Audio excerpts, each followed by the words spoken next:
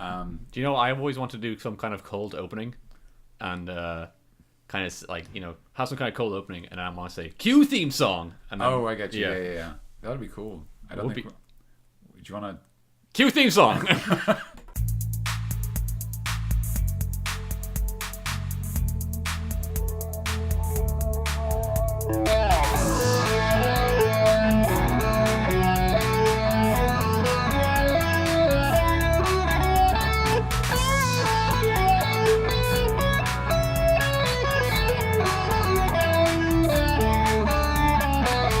So smooth. So very smooth. That was a great theme song. That was written by me, actually. Yeah. Or are we going to do the version by Tim? Okay, then written by Tim today, or not written, covered by Tim. Performed by Tim Hello today. and welcome to Coffee and Chats. Welcome to Coffee and Chats. If you've been listening to our theme song, it was written by the talented Tim Porter. No. I wrote it. He did a cover of it. Sorry, it was covered by the talented Tim Porter. Yeah. And thank you very much for that, Tim. That's lovely. Yeah. It's a lovely piece of work. He's always around. I'm going to set that as my ringtone, actually. Oh, yeah? The only reason I might not is because it's it might be shameless self-promotion. I can't tell. It's a cover of a song that's like written by you for a podcast I'm in, but I don't know how many layers. If there's some kind of like Coffee and Chats movie, then that would be kind of like your ringtone in that, I think. Yeah. Yeah. That's a good point. That's a really good point. There'll be a scene where your phone rings and it's that. And it's that. And it's like, oh, it's the, yeah. And they're like, oh, it's the cover theme from episode 6. If I got that number wrong, that's deeply embarrassing. Yeah, it is episode 6. Yeah. Excellent. We don't have that much episodes. No, we don't. No, not yet. No. It's only a matter of time. Very honestly, like if at this rate, we're just going to keep making them. So you're not going to stop us. Quick, stop those podcast guys. Stop them. 2 men are making a podcast on the internet. 2 men have an opinion on the internet. Stop the presses. Someday we're just gonna get too controversial for like our own good, and then just like the press are gonna get after us, and then just like just come for us at full tilt. The whole world will come crashing down on us. I always think it's interesting that we're like one of the we're a very non-confrontational podcast. Like we just agree on most things. Yeah. Like some like shows get their chemistry from like the people arguing, but I don't think we really argue that much. No, yeah, because I listen to like a bit of like a bunch of radio during my work, because I'm in the car a lot because I do a lot of delivery, and a lot of radio these days is like, even if it's mainly kind of political, but even if it's not political, it's very arguments. It's just that a lot of it's just kind of. It seems to be like, here's got another opinion, and I'm gonna like just say my opinion at him, kind of thing, But like that, we're not like that. No, we're just really. We just talk about anything. Yeah, we do. We're just very agreeable folk. When you do your deliveries, do you drive much? I don't drive, no, because it's in the sort of. It's a van. Because it's a van and stuff. Yeah. I could drive that if I had my license, but because we don't have an L plate on it, we don't want it. My dad doesn't want it. Absolutely, yeah. No, that's fair. I just wondered, was it something you did for like some practice? Oh yeah, I would like to though, but it's not a bad idea. I mean, once I get my license, I will, because it's a great source of practice then. Yeah, absolutely. Because I drive a lot, so and I'm kind of bored just sitting around, because like I just kind of sit in the car, but like I'll be able to like actually drive, and I just want to think about things. Cool. But yeah, that's nice. That's that though, but yeah, we're not very. I like the way that we can say anything on this podcast, and it wouldn't be like a career-ending move for us. We can say anything controversial, and it wouldn't be like, that was the time then Dan's career ended. And that was when my career as a professional baker ended, in a dramatic twist. I don't know, man. Maybe sometimes I prefer digestives to cookies. Shut down. Completely gone. Never saw him again. Yeah, I don't think so. No, unless like we actually do become like, if Dan's running for like president, I guess, even though President Ireland doesn't really do anything. No. Sorry, whoa, controversial, I guess. Not really. I think everyone knows. Everyone knows that. Yeah, I'm sure. I wouldn't be surprised if one of our listeners was the president, because he has very little to do. That's true. He's like just looking for. Sorry, podcasts. Michael D. We have the same name. You seem like an alright guy, and you're a poet, which I respect, because poetry is pretty hard, and some of your poetry is even quite good. And you tend to come out and say things like, "We should be nice to people," which I approve of. But honestly, man, do some work. Yeah. Stop listening to us right now. Turn it off. Stop it. But it will be kind of strange, like, Coffee and Chats, the only podcast we know that Michael D listens to. So that will be that'd be a pretty excellent endorsement. Yeah, it would be. But people would be like, okay, I guess. Why? just one question. How do you know this? But if one of us was going for like in some kind of position politically, and then like these coffee and chats research, and we have an opinion, like I don't know. We say something. Metal Gear 3 is the best one, and then there's a couple of guys like Metal Gear 1's the best one. Like you fool, Portable Ops. I really want to meet the diehard Portable Ops fans. Yeah. Is it like, well, when you kind of there is people like that when you compare it to like when people are like Peace Walker's the best, or like of those ones. Yeah. Like Peace Walker's great. People are like, but Portable Ops is good too. Like, but I have that game. I need to play it again. I'd love that. It was like when Tim said that like he mained Wolf, and I was like, never met anyone who even plays Wolf. This is incredible. I should call someone. People need to know. Someone mains Wolf. Stop everything. Yeah, I remember going to a party at Tim's and we're just playing Smash Bros. It was great. That's nice. And Tim was kicking ass as Wolf, I think. Yeah, yeah, probably. I'd say so. He's very good at video games. Yeah. He's really good at Mario Kart. He's a very talented man, our Tim. Yeah. He was over at mine yesterday for a board game night. The board game night. Board game knight. Yeah. Yes. It was a poon, or play on words. I couldn't go to that because I was having dinner with my sister. Oh, that's lovely. But I want to go to it because I wanted to see if this board game night was actually there. Oh, if the board game night showed up. Yeah. No, he couldn't make it. Yeah. Chivalry, my ass. You saw him yesterday, and was he good at board games? Was he? Yeah, we played a game of Android Netrunner. Oh yeah, I never heard of that. It's pretty cool. It's a living card game, which is just a term that fancy fly use. Basically, it's a card game, but instead of buying booster packs, you buy like fixed boxes of cards, and everyone knows exactly what boxes are in what cards. Okay. So you don't have to worry about buying boosters and getting cards you don't want, things like that. That's the idea behind it.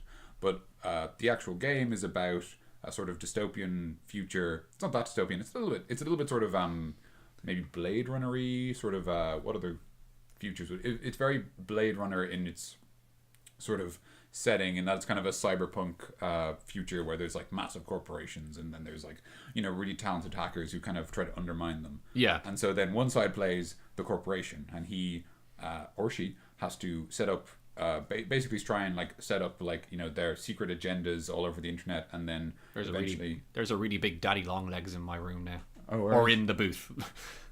In the booth. Where is he? Get him out! No, he's behind the soundproof foam. But continue, please. The soundproof. What was I going to say? Yeah, sorry. So one of you's the corporation, and they have to sort of set up these remote servers and protect them with all these like, you know, powerful sort of defense, basically really powerful antivirus programs. But the antivirus program is called Heimdall and is based on the Norse god, and is like this massive muscular Viking, but in like cyber armor. Yeah. And are you distracted by the daddy long legs? I don't want him to touch me. He's weird. Interestingly enough, I think someone told me recently that daddy long legs like isn't an animal. It's just a term we use for anything that looks like that. Like that's actually something like some kind of ant. Yeah. But we just call anything that looks broadly like that a daddy long legs. Yeah, because they have. But please, we'll finish your point. All right. People want to know about this game. I'm sorry. It seems like it's very much unnerving you. Do you Yeah. want to take a break and then get rid of it and then come back? I don't want this on tape. I don't want my fear of bugs to be on tape here. It's a perfectly. It is. Nah, he's fine. He's just bouncing fine. around. He's catching flies for you. Yeah, he's is doing you a service. I heard that like some kind of we'll get back to Dan's points though, No, like don't worry to about it. description. But I heard that like some kind of inverted commas daddy long legs have like the strongest venom. Oh yes, But they just can't use it. They can't bite us because they just can't pierce through skin. I think I don't know how true it is, but I have heard the same thing, that they have a really powerful venom, but their teeth aren't large enough to pierce human flesh. And they're quite docile, so. Yeah, and they mostly use it on things that attack them or things they want to eat. Yeah. But they can't use it on people because we've got too much skin in the way, basically. But I will play this game that you're describing. So yeah, and then sorry, the other side. So the corporation want to set up all these like, you know, sort of servers with like programs on them they want to do to win the game, the runner wants to, and the opposite side is the runner, and he's like a really talented hacker who just wants to screw with the corporation. Yeah. And he'll either do it because he's in it for the money, or he just hates corporations, or he just wants to prove that he can do it. Like, there's different types. And so you'll sort of attack these servers, and you'll try and access the assets inside, and you'll have to kind of run through all the different countermeasures they've set up, like all the different antiviruses basically. And that's the whole game, and it's all about sort of, figuring out how much you can do, generating enough resources to do what you want to do, and bluffing. A lot of it's just bluffing, especially on the corporation side. So it's a card game that you don't have to collect cards, you just kind of buy the... Yeah, absolutely. All right, cool. It's pretty cool. We can run through a game. Tim seemed to like it. Yeah. I think its biggest boundary is that, like all games with like cool rule sets, it takes a little bit to just grasp initially. Like, you kind of have to go, okay. And then there's also this thing, which I think is kind of a weird idea, where everything has a name.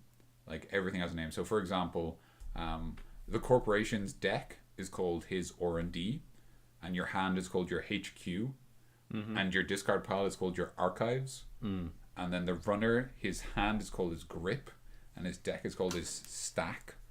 And I'm doing an air inverted commas there. Classic move. And I can't even remember what the runner's discard pile is called. Could be called anything. But like, that's what I mean. Like, they're not just called the discard pile and the deck and the hand. They all have these names, and all the card rules reference these specific names. Yeah. Which can be kind of intimidating for a new player, because they're like, why does this say search your stack and add it to your grip? Because like, that doesn't mean anything in English. Yeah. But when you're like, oh, that means, search your library of cards for a specific card and add it to your hand, they're like, oh, I get that. That sounds like cool skateboarding lingo. Yeah, basically. Oh yeah, basically the runner is just a cool skateboard kid from the 90s, but now he's like a tooled up hacker with a robot arm. That's I can get behind that. I can play that game. Yeah, so we played that. What else did we play? We also played the DC deck building game. Oh yeah, I've seen that around your house. Yeah, it's pretty good. It's similar to most deck building games in that you use cards to buy cards to get enough victory points to win. Yeah. I think Dominion is the first one. Dominion is probably the one people are most common with. So like the DC one is very similar to that. Its main point, I suppose, is that it's part of the Cryptozoic line. And they've done several brands, so they've also done Street Fighter and Naruto, and all the cards are interchangeable. So you could have like a DC deck with Naruto cards, or you could have like the equivalent of Naruto fighting the Injustice League, effectively, and stuff like that if you wanted, which is kind of cool. But the main thing about it is that it's relatively easy to pick up, and some cards anyway have got really, really lovely art on them. That's cool. Yeah, it's pretty cool. That's cool, man. And that's what I did yesterday. My favorite part about the event, at least how I set it up on Facebook, was the terrible clip art. Yeah, I used for the event photo. It was excellent. I literally just looked up like board game clip art. If you do look up board game clip art as an accompanying piece to this podcast, I think it was the third picture of the group of 3 children. Very, very racially mixed group. Yeah. Very ethnically appropriate. Enjoying some board games. And the board game, I don't think it has any rules. I think they're all just trapped. I don't think they know that they're in hell yet. There's a board and they're throwing dice. Yeah. That's really it. And there might be some pieces on the board. But they're really having a good time. Like, yeah, my gosh. They really know what they're doing. Well, if I was doing like a project on Microsoft Word, I would add that to it. Like, but I'll only search it up by the Do you know when like you were doing a project for like primary school and you'd always want to do word art or like for the top of it, the most tacky looking word art that you can find, like the one that looks like it's coming at you, like 3D. Yeah. 3D. 3 whole dimensions to it. I get it. Thank you, Dan. So that's what I did yesterday. That's cool, man. And then today I had some college, and that was it. It wasn't a huge amount of college. Learned about AI, and I learned to set up a thing on my Google tablet so that I can write with a pen, and then it writes with it turns my words into real typed words. Oh. So yeah, there you go. That's pretty cool. I just remember the Simpsons part. It's like beat up Martin. It's like eat up Marlin.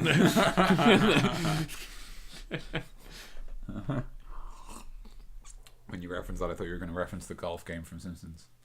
What was this? Do you remember that when his mom got him the golf game? Oh, it was like Lee Carvillo's putting challenge. Oh gosh. You know, I was gonna have like a best of Simpsons kind of marathon of like just kind of the best of episodes. Really, That'd be awesome. I need to like get those best episodes, so I need to like get them together. I'm trying to think of like what episodes are the best in my mind. Hank Scorpio. I think Hank Scorpio is my top. Softball. Oh, yeah. The softball episode.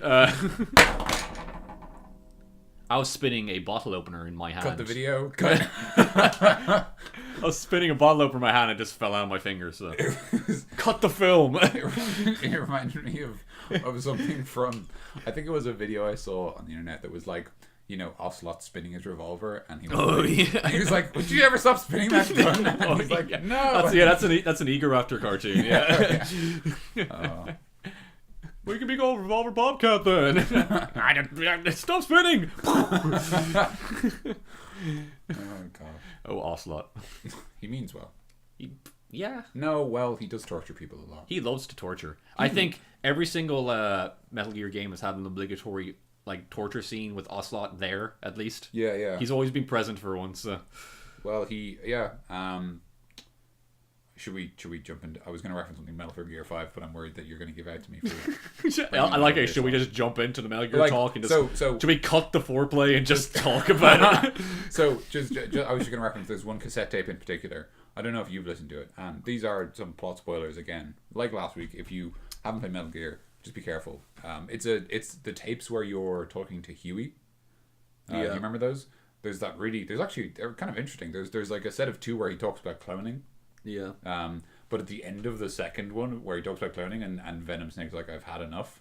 And he's like, no, wait. And then Snake's like, do you want me to get Ocelot? And he's like, no, please, not him. And you're like, Jesus, what has Ocelot been doing?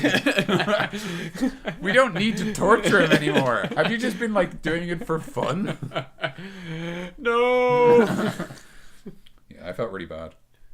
Actually, there's another cutscene later with Huey where he has he's working on something and he has a mug that says I Heart DD, and on the other side there's the Diamond Dogs logo. Yeah. And I really want that mug. I do. I was like, there's a lot of Diamond Dogs t-shirts going around. There's like a typical one you can get in GameStop, but I saw a guy in like a town somewhere, I think Black Rock, I think, just walking down the street with a Diamond Dogs, and I just wanted to be like, yes, boss. Boss. I just remember in the test footage you sent me, I just remember saying, this is Little Boss. Okay. Yeah. That was, this is Little Boss. Like, yeah, he is. I just didn't know what to call him. I was like, I couldn't remember his actual name. Yeah. I would actually love to do like a Metal Gear Solid 5 playthrough just as a different character. Yeah, exactly, as a different character. Like just as Little Boss instead. Yeah, Little Boss, or just, Raging Octopus or something. Raging Octopus. Or, I think I got one called like Confused Green Tree Frog recently. I have a guy called Mad Marlin somewhere, and I thought he was called Mad Martin. But anyway, that's the Metal Gear 5 talk. I think we should dedicate a super podcast to Metal Gear 5 at some point. We probably should just, probably. Yeah. Yeah, that's a good point. I think people might be just a little bit tired of it. Yeah, that's fair. I mean, we're just very passionate. We are. It's a good game. It is very good. But we said that anyway. Said that how are you, Dan? I'm all right. I'm looking forward to the weekend. Don't really have anything planned. I have nothing planned either. I'm off work for the weekend. Oh, that's nice. Yeah, we should do something. We should. Do you want to see a movie? Now we're just talking about movies. Sorry. No, we're not talking about movies. We're just talking about, do you want to do something the weekend? Yeah, sure. Yeah, what are you up for? I've heard that Everest looks very nice. Yeah? My mom went to see it recently, and she said it looked very lovely. She really, really enjoyed it. Okay. So we could see that. We could. There's also Legend with Tom Hardy. I would like to see that. Mates of mine were going to go see it, and I wasn't able to go with them, so I was working. Oh, but it's kind of like like British crime film, kind of one of those true story criminal guys. Yeah. The Cray twins. Sorry. And Tom Hardy, he likes playing his true notorious British villains, or not villains, criminals, like Bronson and the Cray twins. There we go. There's three. He technically played 3. It's only in 2 movies, but it still counts. I've heard that's good. Although there was that one movie, the one thing that gave it a 2-star review. Did you see about that? I didn't know. So there's this really interesting thing on the Legends poster, where it shows like all the 4-star reviews along the side and stuff like that. Yeah. And in the middle, there's like 2 stars between the 2 Cray twins, but that's actually not like a 4 or 3-star review. That's actually a 2-star review that the thing gave it. Yeah. But it's sort of an optical illusion because you see all these other 4-star reviews. You assume that's a 4-star review that's had its stars blocked. Yeah. It's really interesting, actually, the sort of thought that went in behind it. And the only reason I know about it is because the company that, well, not the company, the newspaper. I'm not actually sure who did. I assume it was a newspaper. The newspaper that wrote it, made a tweet saying it's funny how they've hidden our 2-star review and referenced that point. So that's the only reason I know about it. It seems like the kind of thing that's relatively well hidden, but I thought it was interesting. And that's the only. There's that 2-star review, and someone else on Twitter said they deserved that 2-star review. That's the only bad thing. Yeah. But I mean, I'm still happy to see it. I really want to see more movies like that where an actor gets to play 2 people. Yeah. Like I know Viggo Mortensen does it in the movie. He plays a pair of identical twins. I'd like to see that as well. Speaking of Viggo Mortensen, that plant behind you, his name's Viggo Mortensen. Which one? Oh, sorry. One of them's a dream catcher. I'm going to be honest. I was temporarily confused. No, it's just like we got a plant, and Domi, my girlfriend, wanted to name it, and then just like Viggo. And I'm like, Viggo Mortensen. That's the only Viggo I know. Yeah. So there you go. But yes, no, I haven't heard about that film. Is he going to get into a naked knife fight with some people in a spa? I will be in right front of us. here. A plant, yeah. He's coming at me with a knife. That's the only thing I know about that movie, Eastern Promises. Eastern Promises. It's apparently quite good. Yeah, I've heard it's very good. And then the only thing I know about it is that he's butt naked in a knife fight. Yeah, that's the only scene I know of that he gets attacked by 2 men while he's in a spa and he's naked and they're not, and he has to fight them both while naked. Yeah. And I mean, they don't make a point of showing off that he's naked, but they don't make a point of hiding it either. Like they don't do the constant pan cut shots so that something's blocking it. Like the dagger is where his penis would be. Yeah. Like it's not, it's just like, yeah, he's naked, whatever. It's not the focus of the scene. Yeah. Probably is to a lot of young, or not just young, but many women or men or anyone just to like Viggo. I mean, anyone who likes Viggo Mortensen. I mean, I wouldn't like seek out his naked body, but I wouldn't object to it being in a movie. Yeah. I mean, anyway. And on that bombshell. You think I should put this in the description? Do we talk about naked Viggo Mortensen? I mean, you should definitely put the tags naked Viggo Mortensen in the YouTube description so that we get more hits. I think so. I'm not saying that we're deliberately manipulating the system. I'm just saying we might be. Yes. Yeah, so let me think. I did my board games. I didn't get a chance to play more Doomtown Reloaded, which was kind of a shame. But then that's always the problem because there was only 4 of us in the end, including myself. Yeah. So we couldn't play everything. We haven't played XWing in a while. We haven't played XWing in a while. We got to play that again. I've got that big ship. Did we play with the big ship? I don't think I got to play with the big ship yet, or did I? The Y2000 freighter, I think it's called YT2000 freighter. No, actually. Well, there you go. That's something to look forward to. We got to play with that, man. We have a big old ship. Yeah, I got a big ship, and my it was really funny because my friend Rob was asking while we were like doing the board game night, was I gonna buy, like, first he was like, you gonna buy more X-Men? I was like, I don't really play it enough, and he was like, you're gonna buy more Network, and I was like, I don't really play that enough either. I definitely don't play that enough. I literally haven't played this in months, like. But yeah, I'm quite a fan of those, and I'm quite a fan of Doomtown. I'd like to play it more, get more of a feel for it, because it's really interesting initially. It's a very interesting game, yeah. I appreciate how, in comparison to Netrunner anyway, Netrunner is very much a case of, because of the asymmetry of the game, because the runner and the corporation are playing kind of different games. Yeah. You can't just throw in extra players, or if you can, I don't know how. You might be able to in some way. There might be like some way to implement rules, like maybe the side with only one person gets 2 turns or something. But comparatively,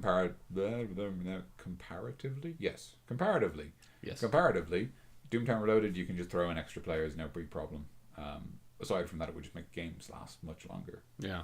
But the rules will accommodate any number of people, which is quite cool. Yeah. That's cool, man. And then XWing, we didn't get a chance to play XWing either. XWing's pretty fun. Next time over years down and play XWing. Yeah, XWing's We're fun. doing that. I like XWing. I think it's a nice war game. It's easy for everyone to play, because there's I always appreciate it whenever I show someone XWing. we do the thing where we do our turns, and I'm like, and that's it. And they're like, oh, what now? And I'm like, we just do it again. Sorry, we should Do it again. We should explain the X-Wing game. So the X-Wing game is a miniatures game where you control little fleets of X-Wing or TIE fighters or things like that. We'll go back again even more. Sorry. Star Wars. You know Star Wars. Yeah, sorry. No, we shouldn't. No, you're absolutely right. We shouldn't patronize the fans. No, not yet. Not until we're really popular. So sorry. The X-Wing game is based on and named after Star Wars, and it's named after the X-Wing fighter from Star Wars. Yeah. And it's effectively a sort of dogfighting game that uses ships from X-Wing as the things you fight with. But it is, in effect, sort of a World War II dogfighting game. And it's, in fact, the rule set's based on an old World War II dogfighting game. Yeah. So you control, you and your friend, either, like, one of you controls the Imperium or Imperials. Imperium is from Warhammer 40k. One of you controls the Imperial forces, and one of you controls the Rebel Alliance. And so one of you fields a number of X-Wings, and the other fields TIE fighters, and you select secret movements, and then you do your secret movement, and then you do an action, and then you shoot someone if you can, and then you do it again. And that's the entire game. It's very, very, very, very quick. Yeah. And then there's loads of expansions that are like Y-Wings and B-Wings and Day-Wings and, Hawk freighters. And if there's a spaceship in Star Wars, then you can most definitely buy it. Like, there's a lot of them are miniatures. So if you like a certain ship, you can just buy it, and there's different sets and stuff, so you can just play your own kind of game. Yeah, exactly. So if you're like, I'd really like to do like the Death Star trench, you can do that with your friends. And then if you're like, I really like these specific ships, you can buy them. They're re-releasing the game at the moment to come out with the Force Awakens. So they're releasing new X-Wing and TIE Fighter miniatures with the new paint schemes of the new Empire and New Republic. All right. Yeah, there you go. That's cool. But yeah, I mean, like, one of the most common things about it is that people will just buy the Millennium Falcon. Yeah. It's really cool. It's a really nice miniature, and they'll just put it on their like desk or something. Just to have there. Everybody likes the Millennium Falcon. Everybody likes the Millennium Falcon. If you don't, then go home. Oh my god. I think the best thing about that is just like the grin. I just had this grin and looked at Daniel, and then yeah. I'm so sorry for my friend. Please don't leave. Don't leave. No. Yeah, but X-Wing is a very, very solid dogfighting game. But yeah, I love how the game is so short. Like, all you do is, you got your little dial, you select your movement, you do your movement in order, and then everybody just shoots each other, and then whoever's left gets to do more movement. Everybody shoots each other. Everybody tries anyway. It's cool. But yeah, I always love that. I love how, I think I did it with, when I taught it to you, and I think I taught it to Jonathan as well. From episode 2, here's a link. Ding.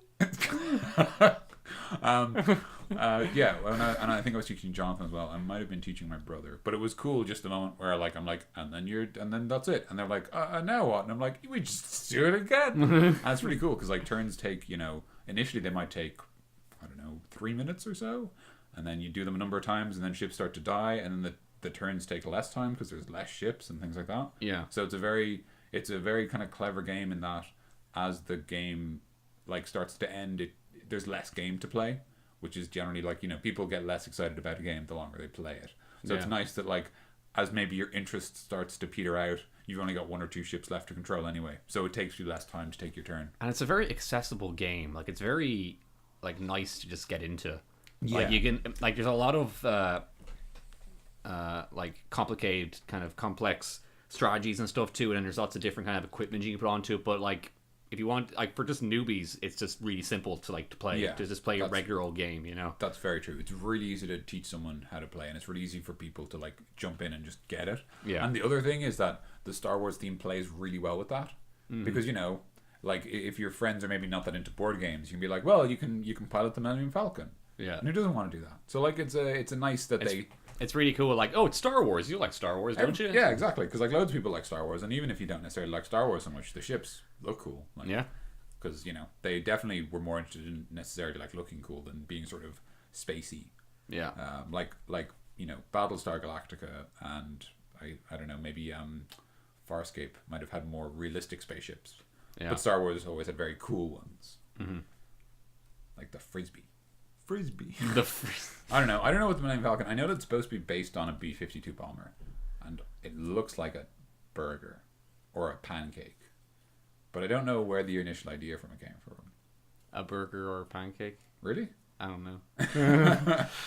I just have this nice like Millennium Falcon burger in my head right now. That's a good time. Take that, Burger King. Take that for free. Man, that'd be great. Yeah, they should like instead of doing Minions, they should do a tie-in with like Star Wars. So they probably will in The Force Awakens. Yeah.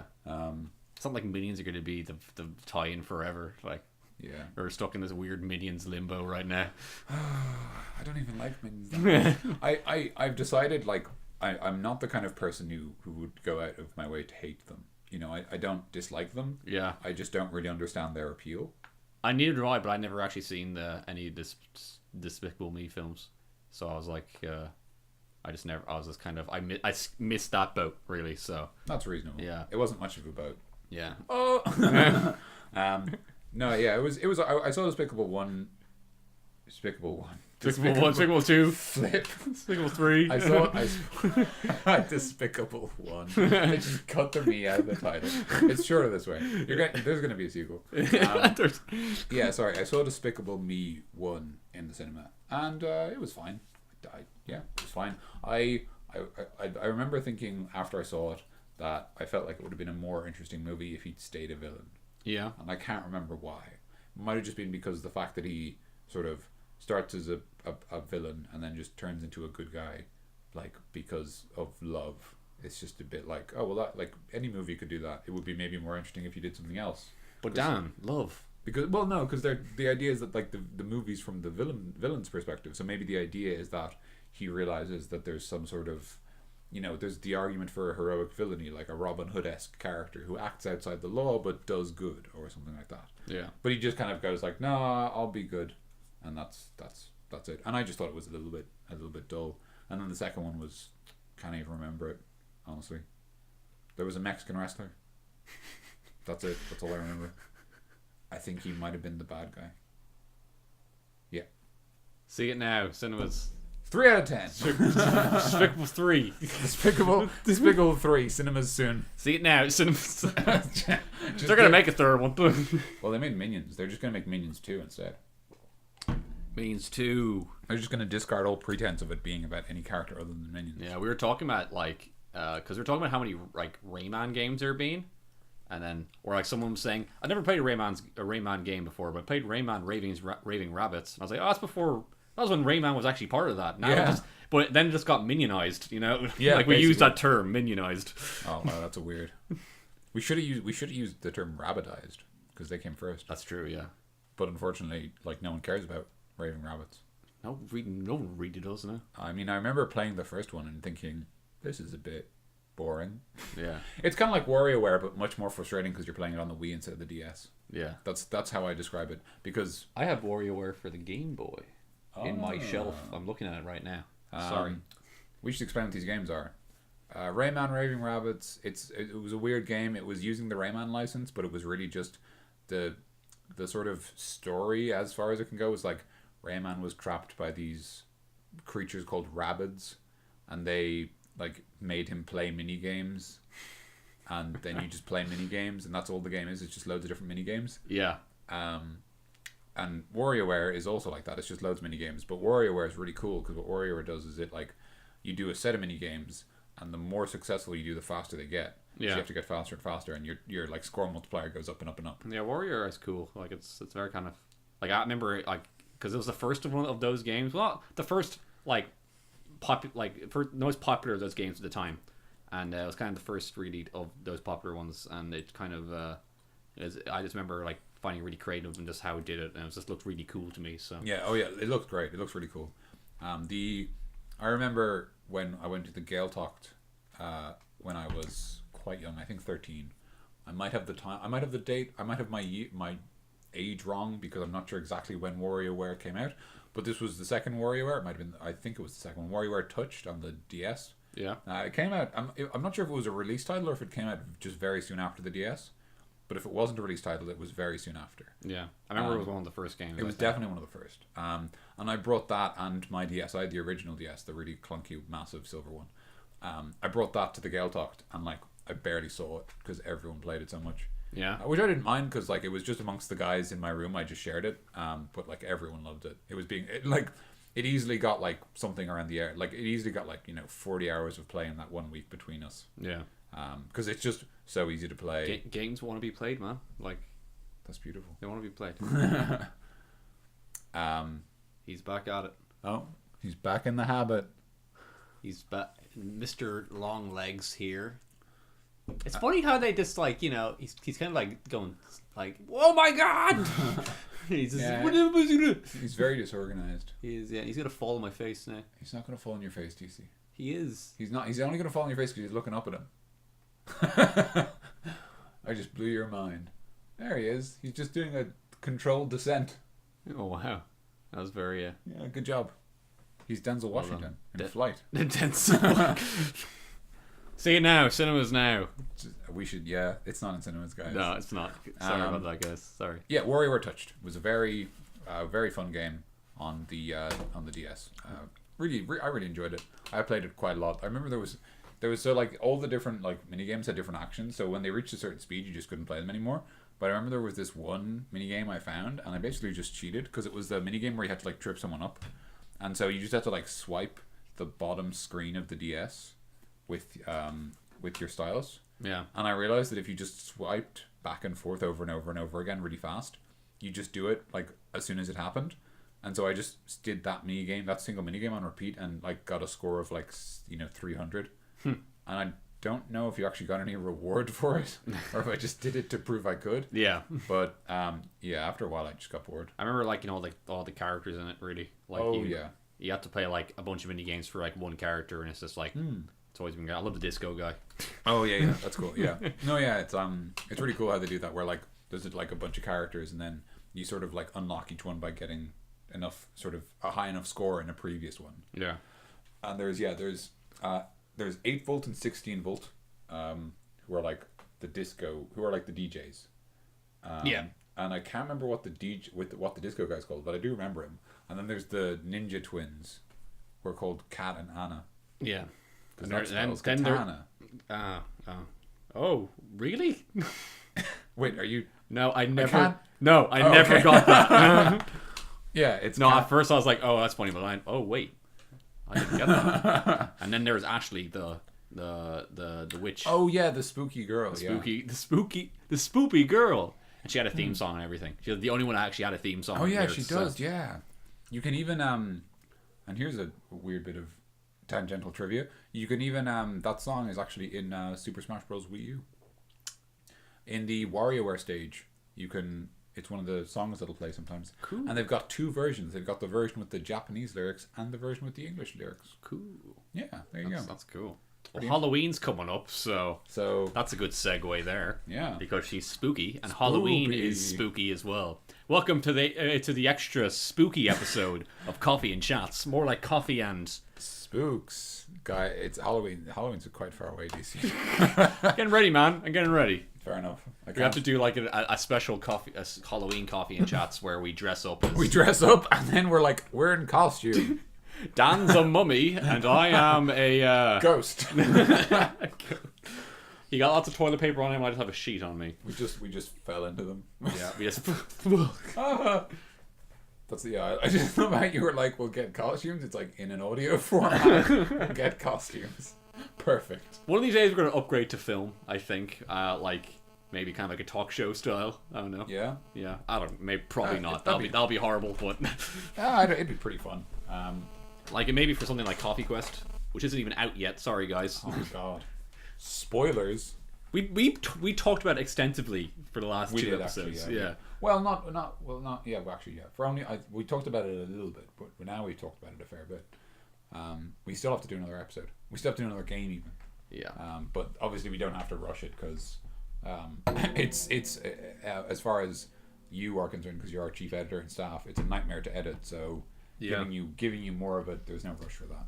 It's not really a nightmare. I just don't have time, and absolutely. I got no time for that. All right, screw Coffee and Chats. I'm busy. Right. I got better and bigger things going on, man. Yeah, like no, there's no rush in editing it because I imagine it's not the easiest thing to put together. Well, myself and Tim are gonna have an editing jam. Yeah, that we're gonna do it together. That sounds like a lot of fun. So yeah, yeah, and he might be able to like take over some editing things. That'd be cool. Yeah, he'd be good for I that. got Tim for. Oh, I need him for more things. He's just a coffee. He's basically our third member as far as I'm concerned. No, he is. Like, I don't know. Yeah, he's effectively a third member. No, he's the third member. Yeah, Yeah. we'll get him for we're getting him for the next one. It's canon now. He's our third.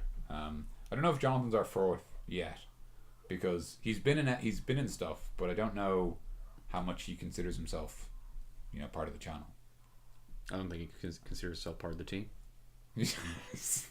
Oh my god! You can't just put that on air. It's on air right now. Jonathan doesn't think of himself of a coffee and chats man, or whatever we're called. He doesn't respect the alumni. Yeah, whatever we're called. Whatever. Coffee chatters. I don't know. Coffee Inc. Coffee Inc. That's almost certainly taken. Yeah, like by a really uncreative coffee company. Just we're Coffee Inc. Yay. Yeah, I don't know, man. Leave me alone. Coffee is like liquid gold, apparently. Really? Yeah, just everyone always buys it, and a lot of coffee places stay open. Yeah. Like, if you just think about the price of a coffee versus how much it costs to make. Yeah. Same thing for tea. Getting tea in places is very expensive. Yeah. Given how cheap tea is to make. In terms of tea bag is, I don't know, probably less than 10 cents. Exactly, yeah. Boiled water is probably less than 7 cents. And then a cup, which isn't much either. Now we're just talking about economics. Sorry. You're talking about coffee, though. That's the thing. Oh, you're right. It's actually relevant. I think the first time we've actually talked about coffee. Other than that time you had coffee on Coffee and Chats. Yeah, I would now, but it's quite late. It's quite late. And I'm having tea to soothe my nerves. Yeah. Because I was practicing driving before the podcast, as I mentioned to you. Driving, yeah. He mentioned to me, but not to the people listening. Oh my word! Now. There you go. So yeah. Dan, tell us about driving. Both of us are learning to drive, and that's true. Yeah. I was driving, and I made a mistake, and I stalled at a junction, and people were not very happy. Oh yeah. And that always throws you off your game. So yeah, just a cup of tea to soothe me nerves, and I'm fine. There's gold. There's a point where I was taking a right turn, which for Irish drivers, we would be going over the main road. So I kind of stopped. I was waiting, and then there was cars behind me. There was cars to my right who wanted to turn at this junction, and I stalled. And everybody, I know I stalled twice. I was taking a very long time, but everybody was pissed off at me, and I was just like, no. But everybody was really angry at me, and I broke down at that moment. And that's a reasonable thing. And then I stopped, and then I was like, Dad, help! And he's like, it's okay, man. No, yeah, my mom was the same. She's like, don't worry about it. Everybody has these moments. Yeah. But yeah, so that's the cup of tea is just to it's just like it's like taking a shower. Yeah. It's just like you got to get it off you. I might take a shower after this. That's not a bad idea. Yeah. You stink. Hey-o! We like to tell jokes here in Coffee. Real jokes. There you go. That's your real joke quota. If you want to get more jokes like this, subscribe to our premium package. Yeah. Monthly. Pay us money and we'll make more jokes. Otherwise, we'll just have this terrible podcast. This unfunny mess. Terrible show. It's a sham. Yeah, I showered this morning. I shower every morning though. That's cool, man. I find that if I don't shower, I just feel sort of gross, even if I'm not actually. You know what I mean? I get that a lot, yeah. But I wake up a lot really early for work, and I'm just like, I'll shower when I get home. That's a reasonable thing. And then I'm super filthy. That's actually a good idea, because then you only need to shower once effectively. That makes a lot of sense. Like during work I am, but our friends here. Our guest for this episode is this Daddy Longlegs. Do you have anything to say? Okay. I know they're harmless, but he makes me uneasy. That's a reasonable thing. I mean, you're allowed to be uneasy about it, but yeah. It was like it was great. I was closing up my house after having some friends over one night, and there was just this massive spider. Yeah. on the back door. and I just filmed it and sent it to everyone as a Snapchat. Oh, was that the same spider? I was like, hey, download that spider. And then you're like, Oh, yeah. You were there, yeah. And you were like, I was going "Damn, that home, spider yeah. is huge." And I was like, oh, you're right. And then I'm going to film it. I had to. Everyone needed to know. It was great. And yeah, and the next day, Stephen, our mutual friend Stephen Brady, was like, damn, that spider was freaking huge, man. Spiders are just no one seems to like spiders. Like I try to not dislike spiders because they're doing a service. They are, yeah. They're eating our flies, and I don't like. And I find flies much more. As someone who plays a lot of video games, I find flies a lot more distracting than spiders. So Yeah. I'd rather have a spider than a fly. She swallowed the spider to catch the fly. Say that louder. That was really quiet on the. By the way, It was, wow. If this sounds, if the volume sounds kind of weird in this, we have a different setup than usual. That's all we'll say. But I'll edit it enough so it's. It's my fault. Yeah, we have to tell them. It's all No, my fault. it's not your. It's like it's on fine. me. It's not I'm on. so sorry. Whatever. I didn't bring a mic stand. I was a fool. Yeah, but like we have a mic, so it's fine. We don't need to. Actually, I offered to bring my mic into college because one of my lecturers likes to record his lectures and put them up on YouTube just in case people miss them or in case they want to go back to them, which is really cool of him. Yeah. But then, and I only mentioned it because he mentioned near the start of the lecture he'd had some problems with his sound card before, and he has like this kind of small mic. But I was like, oh, and if you have any more problems with your sound card or anything, you know, I can bring in my mic if you need another mic or something. Yeah. And he was like, no, that's fine. And he like told me how much that mic cost, and it's like more expensive than ours. It's like more expensive than my mic, and it's like half the size, but it's just a really like good small mic for like meetings and things like that. Like that's what it's built for, those sort of setups. But like it was just really funny because I just didn't realize. Yeah. I was like, oh, never mind. I'm outclassed. Our mic's good though. Yeah, no, I mean I really like it. I think it's a good mic. I actually left a review on Amazon because I was thinking about it, and I don't like to write reviews. I think most people don't like to write reviews because it's hassle. But recently, I've been buying things off Amazon. I had to buy a battery for my laptop because my current batteries died, and it was very hard to find a laptop battery with any reviews, so I couldn't tell which ones were good or not. So I realized that, like, you know, when people write reviews, it actually does help other people, or at least helps me. Yeah. So if there's other people on the internet like me trying to buy things and they're going to look at the reviews, it's nice to have reviews there. Yeah, when there's a microphone, I need to see like a video review of someone using the microphone. Oh, that's interesting. And, that's a good idea. Yeah. But like just to hear it, you know, just like this microphone, I heard like I saw a review and a guy's just like, yeah, this is how it sounds like. There you go. And the room's like this, and and that's it. So yeah, that's a really cool idea. Actually, that's actually a really fun, I guess, part of microphones in particular. Like that's how you review them. You literally just use them and record them being used. Yeah. Like you can't do that with everything. No, you can't. You couldn't. Like you can't do that with say the battery that I'm ordering, for example. And this is me putting the battery into the laptop, and as you can see, it's on. It's plugged in. But yeah, no, I just left a short review. I gave it a good review. I just said it was good, and I've had no problems with it, and it's great for people like us who just want to record something with some friends and like don't want to worry too much about the technical side of it. Yeah. You do need to set it up, and we've got a mic stand and stuff like that. But like, you know, in terms of the fact that it's just a USB and you literally plug it in and it just works. Yeah. I was like, it's just great if you want to. It's very accessible. Yeah, and it sounds good for that, like for the price. As I said, for the price to quality range, it's good. But yeah, exactly. We're not going to say what it is because they don't want to be advertising for. That's true. Unless they. Yeah, advertising. But like, do you guess what it is? Like. Yeah, they probably could actually. I wonder, could you, if you were able to, could you figure it out from the YouTube video?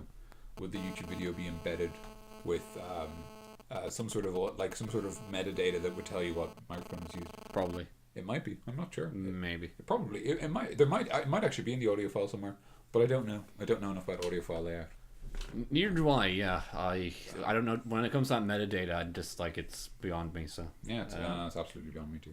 I might learn how later because I'm studying forensics at the moment. Yeah, which is that sort of thing, like getting a file and learning all the things about it. It's like when you like if you edit a film on like a pirated software, you can't bring it to a film festival because they will find out because they use the forensics to look back at it. look back at how you edit it and stuff. They can. I've heard that anyway. Maybe they're just scaring us, but I heard they can do that. Yeah. Wow. Okay. Yeah, I can see how that would make sense. Yeah. That's interesting. Yeah, it's probably, if I were to guess, it would probably just be something like, if you don't use a license in a normal way or whatever, it just adds something to the metadata so that you're able to tell. They probably make it easy because they want people to. I'm sure YouTube does that as well, but like if you look on YouTube, you can like spot which guys would use a like pirated editing software. Kind of like, oh, they definitely wouldn't have money for that because Adobe Premiere costs a lot of money. It does. And the rest of them cost quite a bit of money as well. So yeah, Adobe costs like there's the rental thing where you can pay like 20 quid a month. Yeah, it's like a subscription, and you can get different packages for all the different stuff, which is actually it's a bit of money, but I'd say if you have the money, it's worth it if you're using all the stuff. I've heard that it's very worth it if you are in that sort of area. Yeah. The YouTuber I like, Matt Lees, he does that. He pays the rental, and he says it's absolutely great, and he really likes it. Yeah. And you'd recommend it to anyone who has the money to spend on it. It's just funny that he has it, but I just love the like the ending sting he has. It's just like the well-produced ending. It's like Adobe Premiere. It's like, wow. Yeah. Future is now. That's a lot of fun. Yeah. I like stuff like that though. It's kind of a nice touch. It's clever. If we have money, we'll do that. Oh well, in fairness, even the like the free software is quite good. Yeah. Like I got NCH suite to. Which I never heard of it. No. It's just a free video editing tool. That's cool. I got it for that clip I made of Little Boss. Yeah. Just I couldn't hear shit, but I just heard you saying, Jesus Christ, I felt so bad about that. Oh. I was like, because what basically happened was the mic was on the stand, but I didn't push it close to my face. And yeah, it's just really quiet. It's just far too quiet. Yeah. And the first thing Tim said when he listened to it was like, "Speak up, Sonny." And I was like, "I'm sorry." You did that on OBS. Yes, I did. So you're able to, which is another good, like a lot of people, guys probably have heard of it a lot, but it's very good for streaming and also just recording. Yeah. But you have a little desk on it where you can kind of bring down the computer volume and your mic. You can bring up the mic volume, so that's cool. You can kind of you can mix it yourself there. You can also do like screen stuff. Yeah. Apparently. Like if you're we're just advertising OBS, but it's free, so whatever. It's free, and it's a really good piece of it's a deliberately like free and open source piece of software, so I'm happy to advertise it if it helps more people get onto YouTube and stuff. But it's if you're streaming, it's just really easy to just kind of like, oh, we're going on a break now, and you can just change the screen where there's like no sound, and there's like a picture saying we'll be right back. That's cool. Yeah. Or if you want to change to like just a picture of just yourself if you're streaming. Yeah, it's kind of like to say, I want to talk about this for a second. Yeah, and then you can bring it back to the image. Man, I don't know if streamers do that, but that's really cool if they do. They're like, whoa, let's just break it down for a minute. And then he just like pauses the game. And he's like, it's not okay to say that sort of thing about people. Like, like just really like something like after school special kind of thing. Yeah. Man, if we ever do stream. Whoa. Say no to drugs, you're right? Man, we should absolutely do that. If we ever stream. We should like break our stream with public service. And then go into like a rap Mr. T style.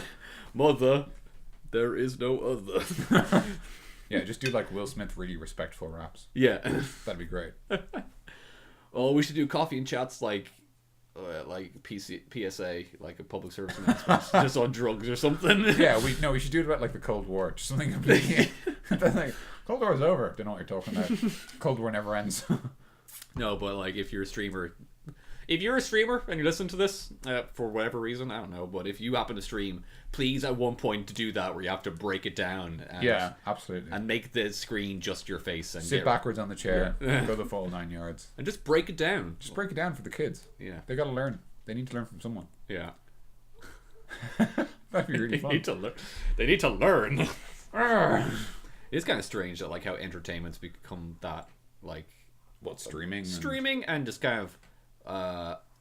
like just kind of the video game content or like the movie content, the YouTube content really on the internet. It's just kind of very simple, but yet a lot of people find it really endearing or into it. Yeah, yeah, that's because it's very personal in a way. Like, is this probably someone just talking about a video game or playing a video game while talking about it? And a lot of people find that like I find a lot of it entertaining. Like I find the stuff I watch entertaining as well, and you find the stuff you watch entertaining. Absolutely. and it's just kind of how simple content is like kind of replacing the like complex, high produced content.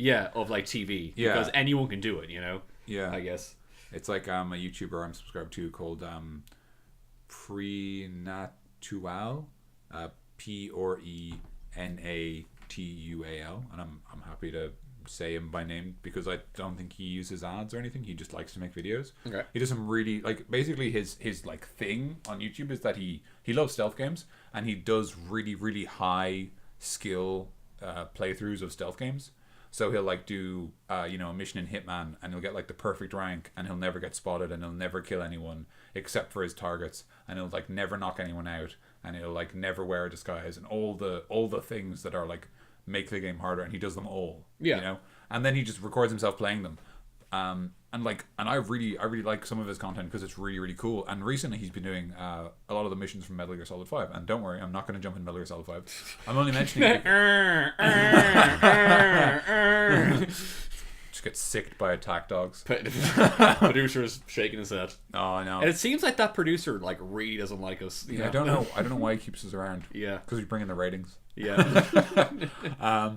Sorry, yeah, and he's been doing them, and I've been watching him play them, and it's interesting because for whatever reason, at least in the early missions, he can do them. He does them in like sort of like under 4 minutes. He does a mission in like under 4 minutes, and when I watch it, I'm like, that didn't look very hard to do at all. But the reason it didn't look hard to do is because he's spent so much time practicing it. Yeah. Like in an interview, he said like, I will spend approximately 12 hours practicing before I release any content. And before I do actually record, I'll do at least 3 test runs with the exact way I'm going to do it. Yeah. Like he literally does like, dry runs of his exact playthrough before he records because he wants the recording to be like a perfect playthrough. Yeah. And I really respect that like, integrity and sort of desire to make a really awesome piece of content. Yeah. So that's cool though, and it's cool that he's just like, it's not like, yeah, I'm just great. It's like, no, I practiced for this. Yeah, exactly. Yeah. That's true as well. That he's not like, oh, I'm just really good at games. He's like, no, I spent a long time practicing for this. But it's funny how you like, you're just watching a guy play stealth games really well, and that's like your entertainment. Yeah. And that's how like a lot of people's entertainment's that now. And I'm not like bashing on it at all. I love stuff like that as well. But it's just kind of funny how it's gone that way for a lot of people. So. Yeah, because like comparatively to like any TV show, he spent effectively no money. Yeah. Like he doesn't have to pay himself. All he really needs is like OBS, or maybe he wanted a piece of paid recording software. Yeah. Like he paid for Fraps or something. I don't know. Maybe he did. I don't know if he'd need to. And then aside from that, he just needs. I mean, he doesn't even need a microphone. He doesn't record himself talking. Yeah. Like he doesn't need to. He can effectively do it without spending any money. Yeah. And it's still a really good piece of content that I enjoy watching. Like the only words are like sometimes he'll do interesting things like when he does something weird, he'll talk about it he'll basically annotate the video and say, I did this because of the thing in this. Like there's one bit where he's like he's doing this really weird like strafing movement where basically he seems like he's dancing through a level as Hitman, and he's just like shaking his head violently back and forth. But apparently there's a bug in the game where if you do that, you're slightly harder to detect for enemy guards. And so it's the only way he can do that part of the level without getting detected. So it's just this man violently swinging through an area. And it's like, incognito. But yeah. All I was in my head there is just the shepherd dance. the white man dancing. So just take it easy. Yeah. There's no need to dance. Apparently I think this might have been something you told me. Apparently the female voice actor for Shepard is actually better. Yeah, I did tell you that. I heard about that. Like it's a lot more emotive. So yeah. Even though the male voice actor for Shepard's really good, he's a great voice actor. I just don't know his name, but I know he's a great voice actor, and he's done a bunch of great work before. But I guess for that role he has to be kind of neutral, Yeah, I get you. Yeah. But the female one is very.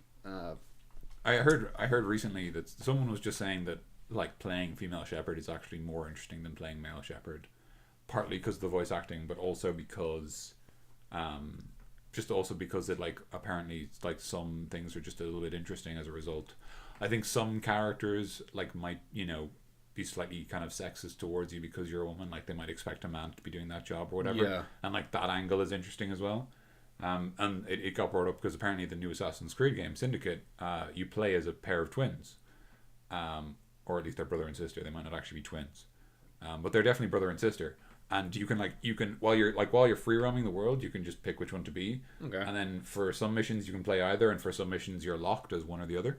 Yeah. But apparently, like, playing the woman is sort of a bit more interesting, because there's more of an angle of, like, in Victorian London, or I don't know what it's Industrial Revolution London. I don't know what time period that is technically, but in the Industrial Revolution, like, women were still sort of not considered to be equal to men, and so it would be unusual that a woman is doing this, and therefore, like, it's a more interesting story because people treat you differently, which makes a lot of sense. That's cool. Yeah, the Assassin's Creed universe is just like catching up now with real life. Yeah, with real life. With real life. You die in the game, you die in real life. They still haven't. I don't know why they still haven't done a ninja game. They still haven't done a game where you're a ninja, even though it would suit perfectly with all of the mechanics and themes of the game. Because you'd be a ninja, and the Templars would be like the shogunate, and you'd have to assassinate them because you're a ninja, and you'd sneak around because you're a ninja. Seems perfect. Wasn't there like a side game of that or something? No, they've never done. Wait, there's a side game. Maybe not ninja, but it was in feudal Japan. They did it. Well, they did a game in China. Okay, China. On the tablet, it was like a side-scrolling game. It was really weird. They did that, but I don't know if they've ever done a game in Japan, or they have, and I just don't know about it. I guess they haven't done. But they hinted at it with the fourth one. So that's Black Flag. Oh, really? And they're kind of like, oh, we can go to any time period we want, because the game. Oh yeah. It's kind of weirdly meta, where you have to get footage for making Assassin's Creed games. Really. Yeah, yeah. And they were kind of hinting at, like, we can go to any time period. One of them was feudal Japan. Like, feudal Japan would be cool, and then it would be, but nope. It would be. How about the future? Oh, come on, man. The future. Next stop, the future. That's a different future. But that is another story.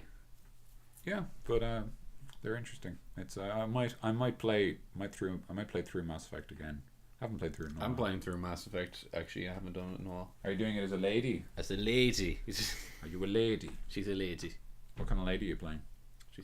Whoa. I'm just asking. Like, soldier, I guess, because I just kind of I just like to use all the guns. So. And are you bad Shep or good Shep, or? I'm kind of in between. I pick whatever I want sometimes. Well, I'm kind of good. I'm mostly good. Fair enough. But I don't want to be tied down by one. I don't want to be tied down by your, like, rules, man. Or you're. Like... I don't like this word label. All right.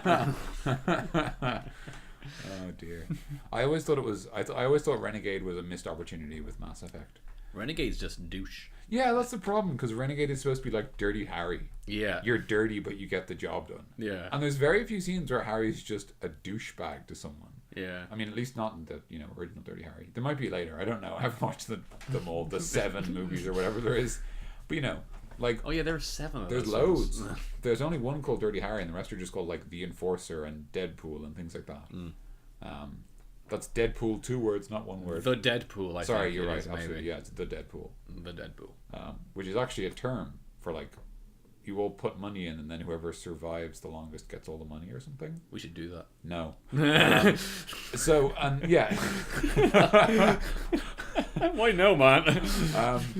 So Renegade Shepherd is supposed to be like Dirty Harry, and, like, the idea is, like, you do the thing that's like quicker and dirtier, but maybe it's not the always the right thing to do, but it's like you're getting the job done, but it's just like be an asshole. Yeah, it's just like a dick. And Paragon, I guess Paragon should be like, you're gonna help people even if it inconveniences you. Yeah. But it's actually just be a lovely man. Yeah. Like, Paragon, hug someone. It's like, what? That's not a paragon. That's nothing to do with your job. You're not a professional hugger. Yeah. That's why I kind of like doing both, because you can do, like, those quips of, like, renegade quips at you every once in a while, because, like, maybe they're a douche and you just want to call them a douche, kind of thing, and you want to be a dickhead to them. So. And even stuff like there's the one in the fight. I don't know if it's famous, but it's one that I think people recognize. It's like you're like standing there and you're all pointing your guns at each other, and there's a bunch of, like, Krogans and mercenaries on a ledge. I know the way. Remember this one? Yeah, yeah. And you get the renegade option, and the renegade option lets you shoot a pipe, which starts an explosion, which kills the Krogan and I think maybe 1 or 2 other guys. Yeah. Otherwise, you just have to fight them normally. But it's renegade for no reason. I guess because you burn him to death. No, but it was kind of like it was a Krogan that was going on with a really, really, really long speech. About killing you, it was like it kept popping up as a renegade action to kill him. But he's like, if you don't want to be renegade, he's like, oh, I don't want to listen to this, but I have to be Paragon, you know. But yeah, that's weird, especially because presumably the argument is, it's dishonorable to shoot him because he's talking. You're not giving him a fair. You're basically sucker punching him, but to death. Yeah. And then also the fact that you shoot a pipe and he's burned to death, but you don't get renegade points, say, for being an infiltrator and using fireball, which is the same thing. You are burning him to death. The game's like, oh, you can't do that. That's evil. Chaotic evil. You're a bad man, Shepard. That's Shepard, though. Anyway, he's a nuanced. He's not really nuanced. No, he's not.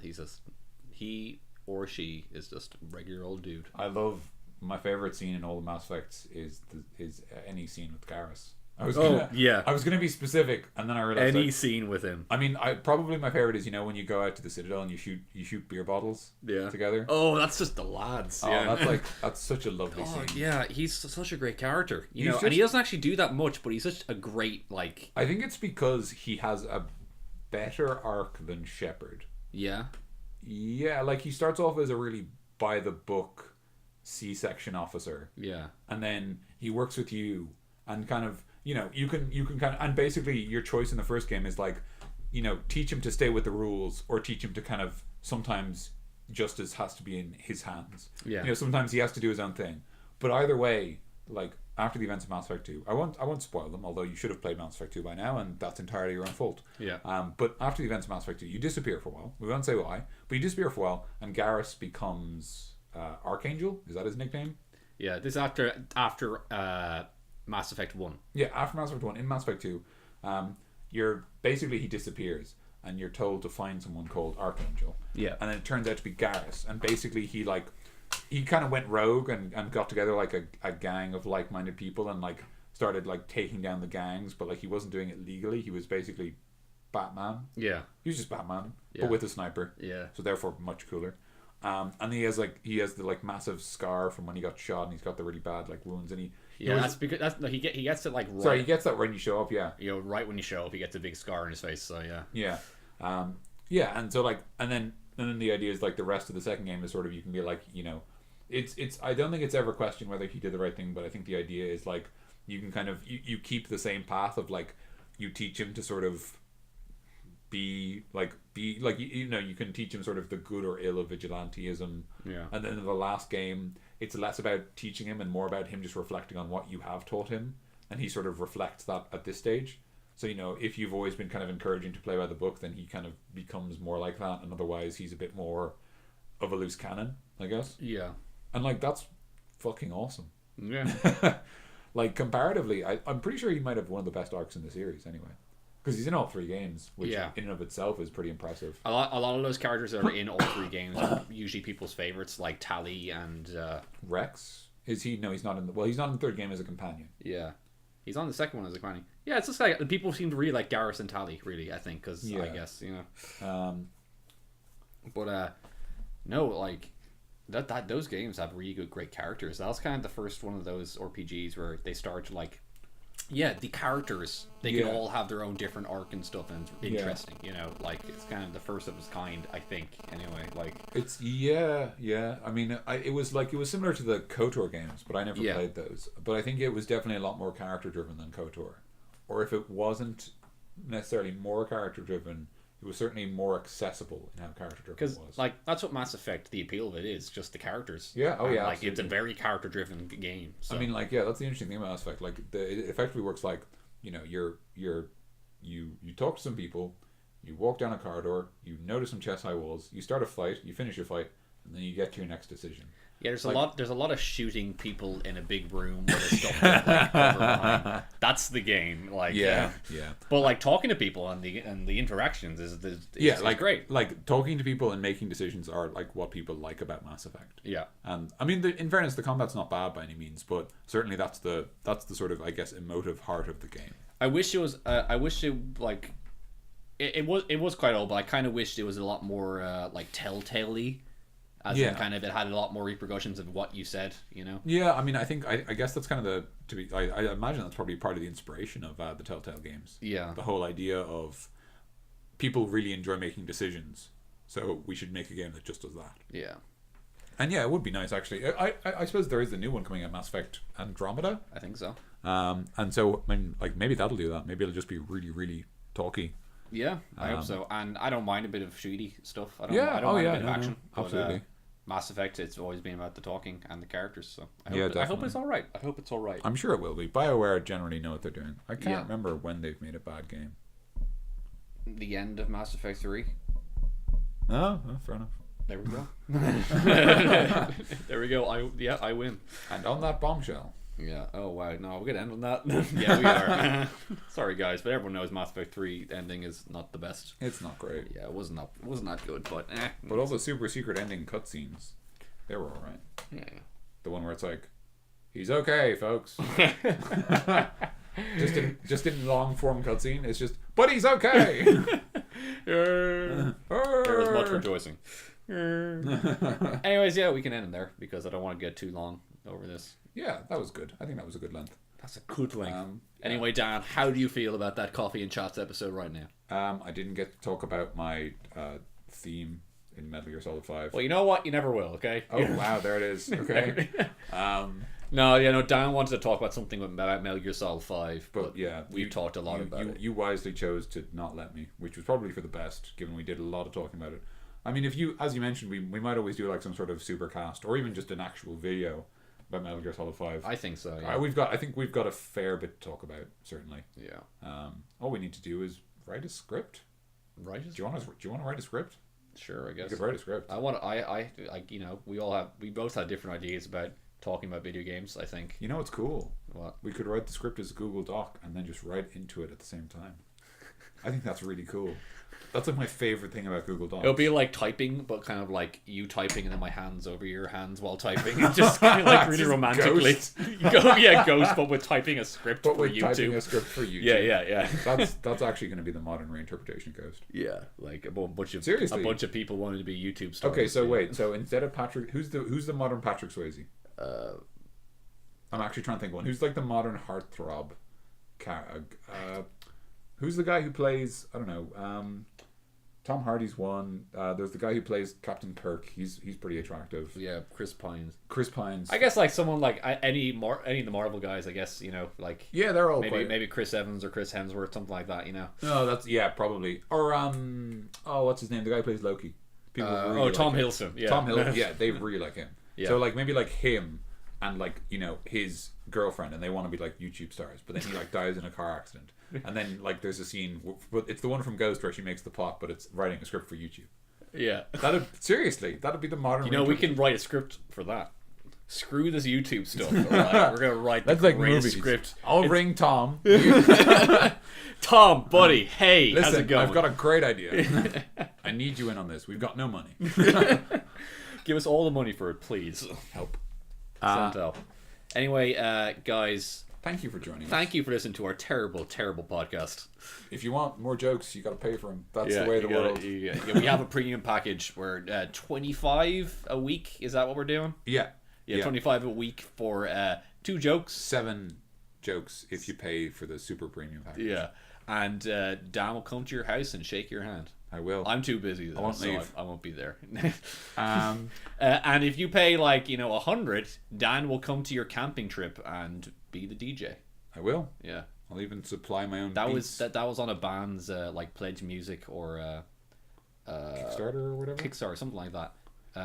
But it was like, if you pay over €100, then they will go to your camping trip and be the DJ of it. That's really cool. Trip. It's pretty cool. That it's like you just have that band for your camping trip. Just that's a really fun you touch. Get to chill out with them. Yeah, that's cool. Like if you pay a lot of money, you know. Yeah. Because obviously then. But of course, if you pay a lot of money for something, for an album trying to kickstart, they had to be really grateful for it. So they would obviously go to your camping trip. And then I guess there's the thing that if you pay that much kind of money, you'd be a big fan. So you'd be totally happy to have them along. Yeah. So that's a win-win for everybody. But good job, band.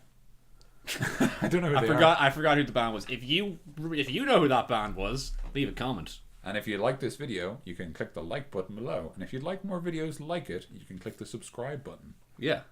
And if you want to comment on it, leave a comment below. Yeah, if you've got any constructive criticism or you want us to talk about anything or you want to leave a question, go ahead. If you hate us, leave a comment. Say screw you. I don't care. I don't read them. Wait, we just said to leave. Oh, you know what? Thank you for joining us, and have a good day. Have a good day, man. See you. That was like on the phone there, like yeah. See you, man. Bye. Bye. Bye. Bye. Bye. Bye. Bye. Bye. Bye. Bye. Bye. Bye. Bye. Bye. Bye. Yeah, bye.